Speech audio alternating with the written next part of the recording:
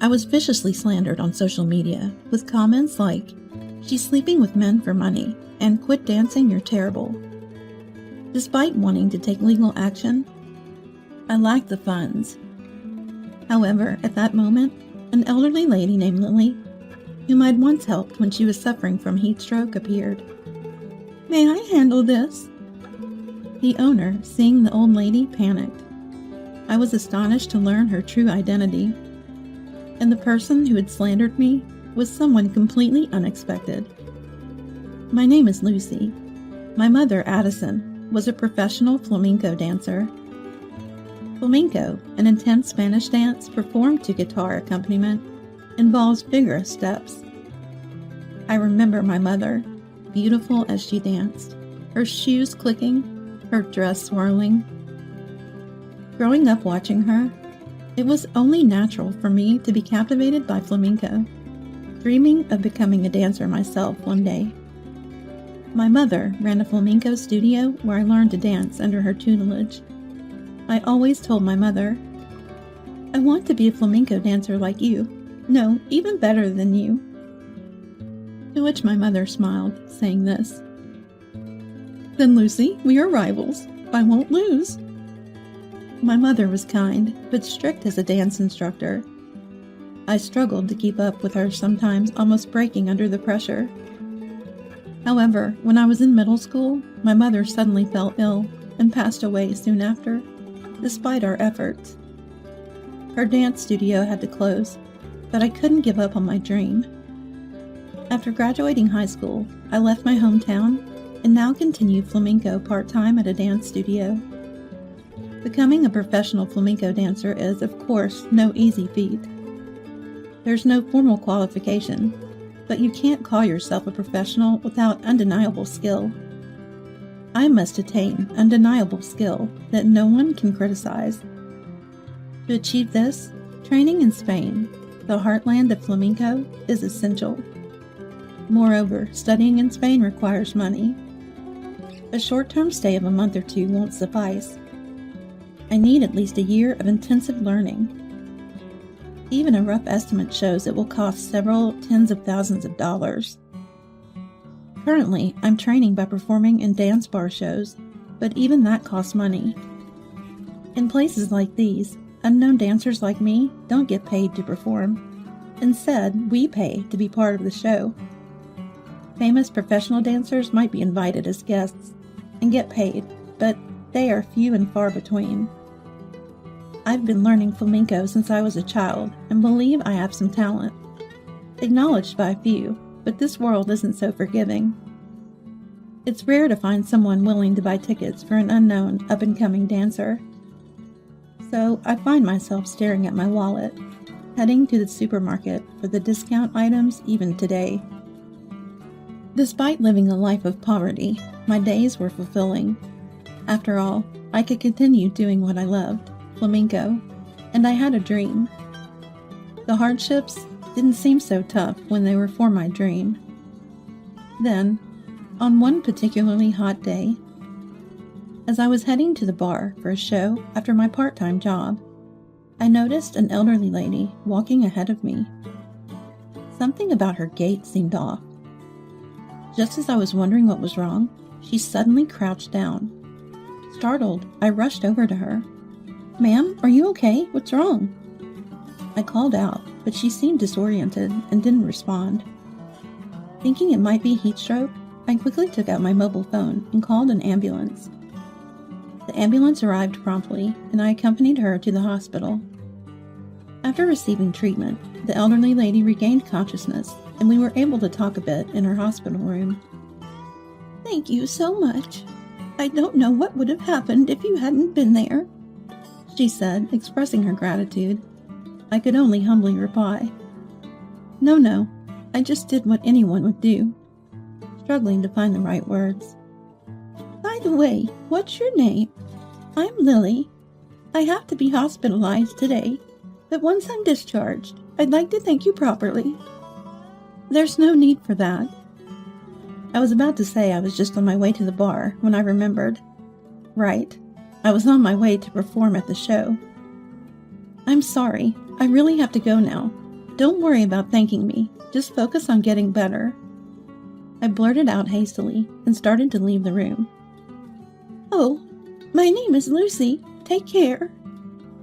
I left the room in a hurry, not noticing the elderly lady's surprised reaction to my name. When I arrived at the bar, the owner was furious. Lucy, what time do you think it is? Skipping out on a show? Do you think you can become a professional like this? The time slot for my performance had long passed. The few customers who had bought tickets were angry and had left. I'm so sorry, was all I could say, hanging my head in shame. Just go home for today, the owner said dismissively. I had no choice but to leave.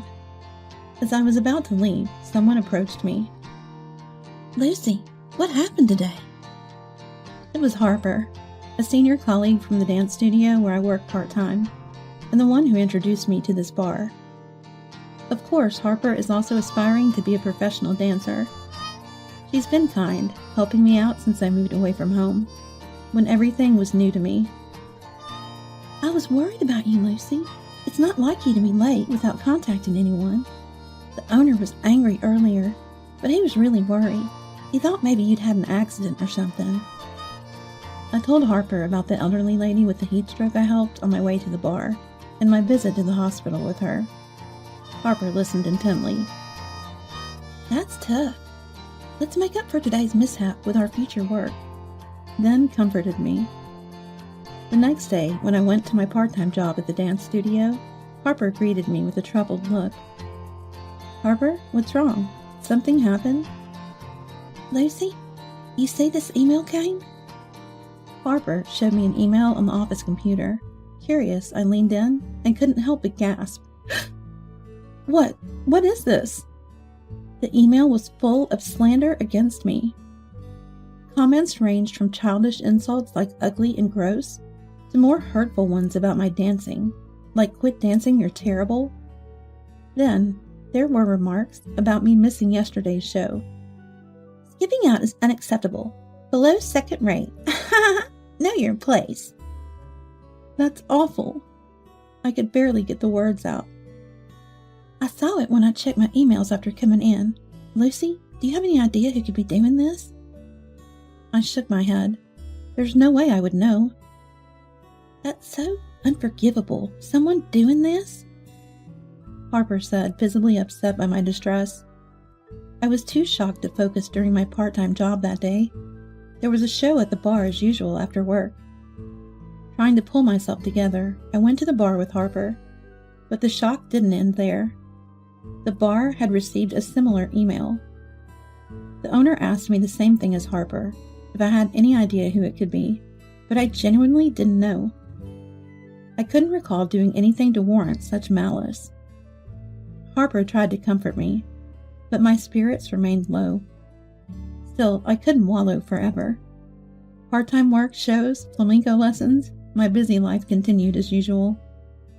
I steeled myself to get back into the routine. But all my efforts seemed in vain, as the slanderous storm didn't stop. Nasty emails kept coming daily to both the dance studio and the bar where I worked part-time. I tried to ignore them, but it wasn't just emails anymore. Hateful comments started appearing on the social media pages of the dance studio and the bar. Unlike the emails, this public defamation felt truly threatening. My fears came true when someone posted a terrible rumor online. Lucy, that dancer, sleeps with men for money. I nearly collapsed from shock when I saw this post. At the dance studio where I work part-time, some students complained, and I was told to take a break from work until things calmed down. Who could be doing such a thing? When my stress and anger nearly reached their limit, an incident occurred. After a show at the bar, a male customer approached me as I was leaving the stage. Lucy, I heard you'll sleep with anyone for money. How about tonight? He had believed the lies written on social media. Rage and humiliation filled me in an instant, and I saw red. If Harper hadn't noticed something was wrong and come over, I might have slapped that smirking man. Harper calmed the man down and signaled me with her eyes to go to the backstage. Thinking about why I have to go through this, I feel unbearably frustrated. As I held back tears in the backstage area, the owner with a grim look was waiting for me. Lucy, it's going to be hard to keep you in the shows at this rate. Those words felt like a death sentence. Being ousted from both the dance studio and the bar meant my dream of becoming a professional flamenco dancer was slipping away. Harper, who had just returned, caught me as I staggered. "Lucy, are you okay?"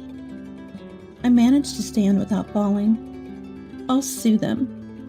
My voice trembled as I spoke. "I'll consult a lawyer and sue them. That's what I should do." But Harper, looking troubled, advised me. "Lucy, hiring a lawyer and going to court costs a lot of money. Can you afford that?" Indeed, I didn't have that kind of money. But did that mean I had to give up? Just when I was at a loss for words, there was a knock and the door opened. It was the elderly lady I had helped with heat stroke. Why was she here? "Ma'am, this area is for staff only. I'm sorry, but..." Harper started to say, but the owner hastily stopped her. Wait, this lady is Lily, an official from the Flamenco Association. Our bar owes a lot to her. I was astonished. The elderly lady was an official from the Flamenco Association? "It's been a while, owner, and Lucy, I finally found you." Lily smiled warmly at us. "I'm sorry, but I overheard your conversation from outside. May I handle this matter?" "What do you mean by handle?" "I'll consult our company's legal counsel. These kinds of issues are not uncommon for us." Turns out, she was the chairperson of a large company. They would consult their lawyers, but as Harper had said earlier, I couldn't afford that. I was about to refuse due to the cost, but Lily wouldn't hear of it. "Don't worry about the money. It's unacceptable for someone as talented as you to have their future ruined. Besides," Lily said, taking my hand, "you saved my life." Her hand's warmth almost brought me to tears. "So don't worry. If I abandoned you here, your late mom would be mad at me." "You knew my mom?" I was astonished by Lily's unexpected revelation. How did she know my mom? "I met your mother, Addison, at a flamenco competition long ago. She was a marvelous dancer." Lily spoke with a nostalgic look in her eyes. Then she said something even more surprising. "I've met you too. You were little then, so you probably don't remember." I vaguely remembered Mom participating in flamenco competitions, but I didn't remember Lily. "Anyway, leave this matter to me, all right?" Lily spoke decisively, and I could only nod in agreement. "Understood. Thank you so much." Lucy smiled contentedly at my words. We exchanged contact information for future reference and parted ways that day. Unbeknownst to me, Harper watched us with a complex expression. A few days later, I received a call from Lily. They had identified the person behind the slanderous posts. Who could it be? Someone I know? Or... My head went blank as I nervously listened to the name. Harper? I thought I had misheard and asked repeatedly, but it was no mistake. Harper? Why? How could it be Harper? The kind Harper who always encouraged and looked after me? How could she be connected to those terrible words on social media? My mind was in a turmoil. Lily talked about what to do next, but I couldn't comprehend anything. After hanging up, I stood there dazed. Eventually, I realized I needed to confront Harper. She should be at the bar preparing for the show at this time. Rushing to the bar, Harper seemed surprised to see me, but then seemed to understand everything. "So, it's all out, huh?" "Harper, this has to be a mistake, right? You couldn't have said such awful things, could you?" It's some misunderstanding, isn't it? I pleaded desperately, but Harper just laughed. A mocking laugh I had never seen before. You really are naive. Her voice was as cold as ice. A dull country girl gets a little good at dancing and gets too full of herself, so she deserves to learn a harsh lesson.